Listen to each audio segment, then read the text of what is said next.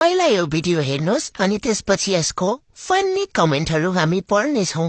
छोरी मान्छेको खुट्टा तान्ने छोरी मान्छे नै हुन्छ, छोरा मान्छे हुँदैन। छोरा मान्छेले त केटीको खुट्टा तान्दैन, बरु छोरा मान्छेले त छोरी मान्छे खुट्टा उचालेर धोका।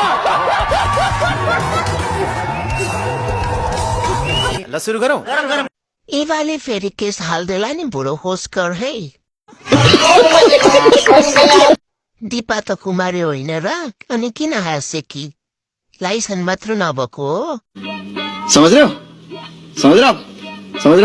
विश्वास नै कसको गर्नु र खै।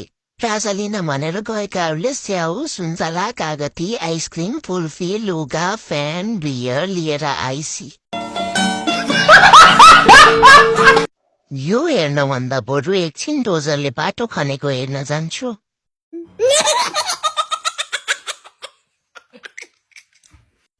यस्तै छोरा जन्मिन्छ भनेर हो मैले बिहे नगरेको। यस्तै फन्नी भिडियोको लागि हाम्रो आइडीलाई फलो गर्न नबिर्सिनु होला।